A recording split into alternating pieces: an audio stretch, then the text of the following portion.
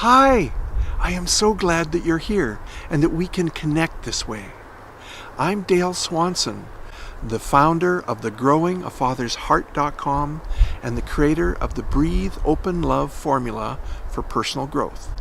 And this is my blog, Glimpses of Love.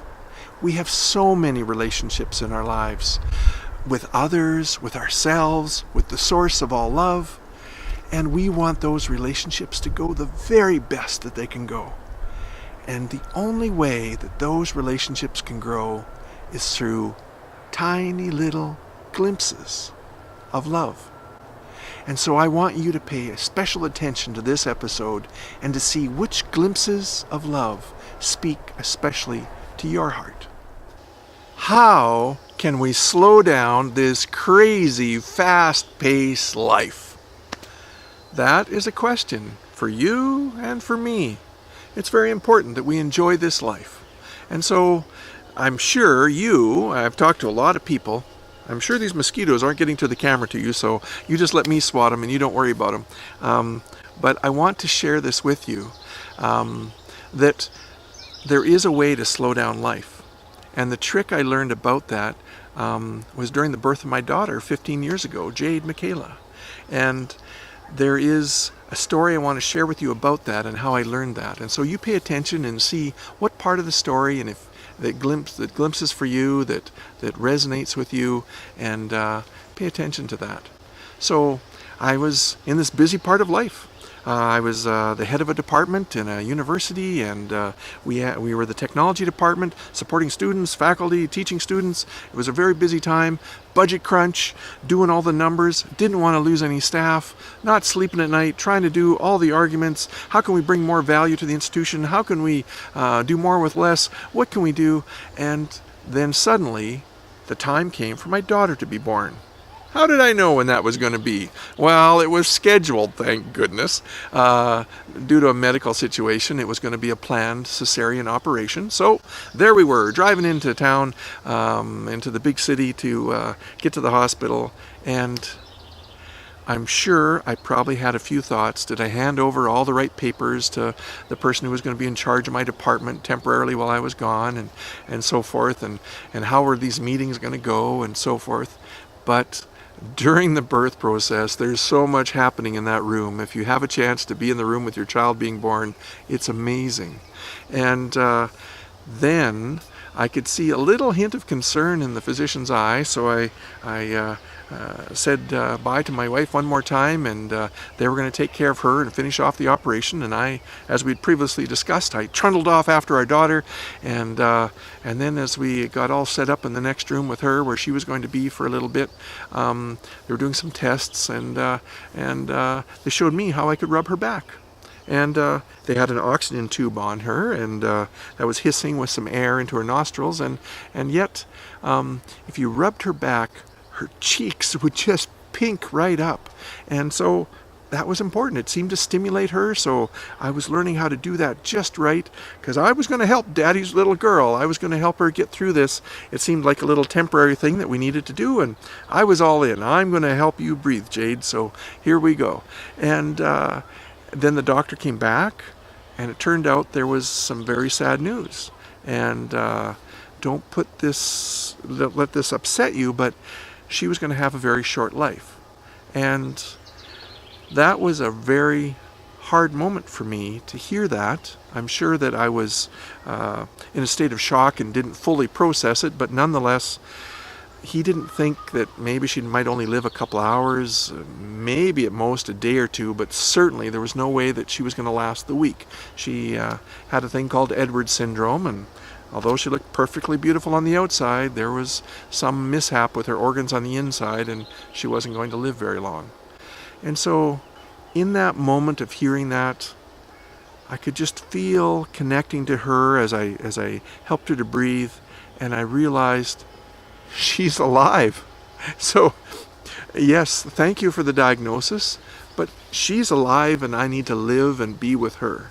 And so I hope in a situation like that, if you have a loved one that's in some medical condition or maybe not typical in some way, that you just celebrate them for being alive and being themselves. That's the point. And so nonetheless, that's what I did. And as time went on, Bev got through her operation, and we took Jade home with us, and she surprised us all, and she lived more than those couple of days, more than that first week, more than that second week. She lived 22 days.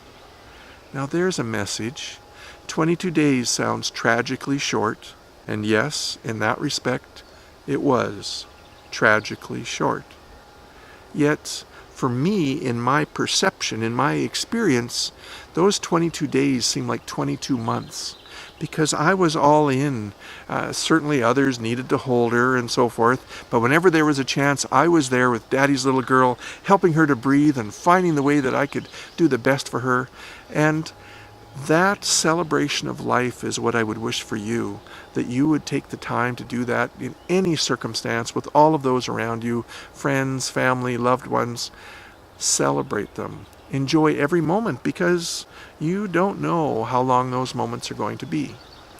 So there's two things then. One is the attention. So when I was focused on Jade, I didn't have room for worrying about all those things back at work. And it was so fully consuming. Now, in our lives, I'm sure you've had this experience where you feel like, oh, it's already the end of the year. Oh, it's already New Year's. Oh, it's already summertime. Oh, summer holidays are over. And things just keep going faster and faster every year because you're worrying more about the past. You're thinking about all the things I should have done differently. And you've learned more things to be afraid of in the future. So you're fretting about the future and fretting and worrying and fretting and worrying. And you're not in this moment because your thoughts are busy back here. Your thoughts are busy up here. You're not here.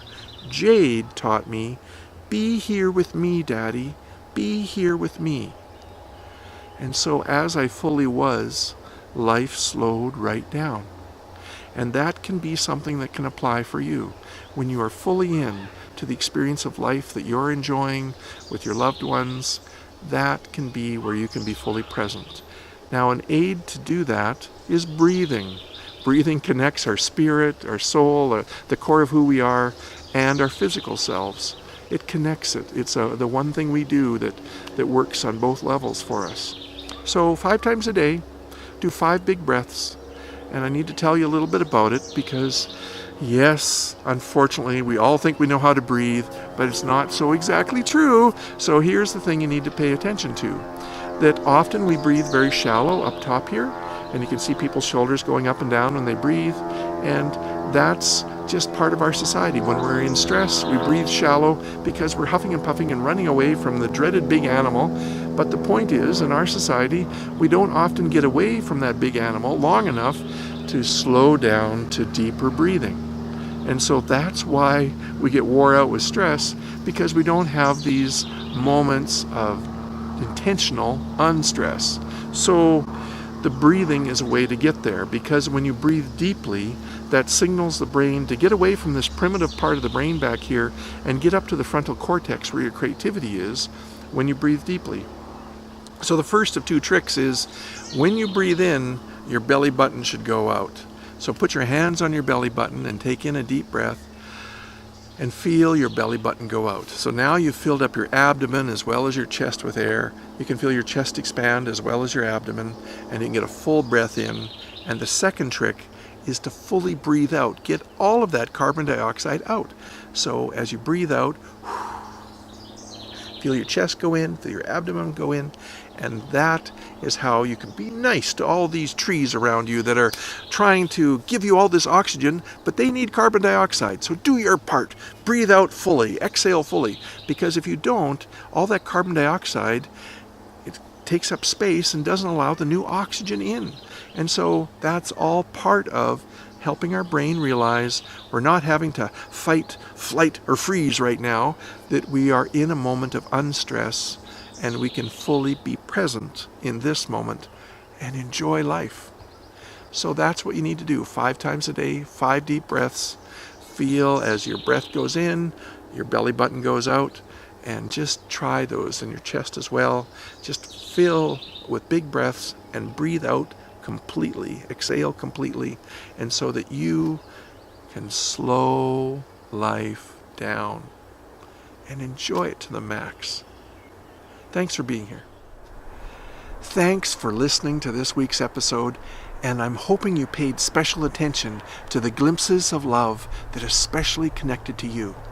And then I want you to take a deep breath, open, and find someone you can connect with and share this glimpse of love with. And encourage them to tune in with you to the next episode you can find at DaleSwanson.com, where you'll find my blog, Glimpses of Love. And please leave a comment there so that I can learn more about you and we can develop this into a two-way relationship. Thanks so much for being here.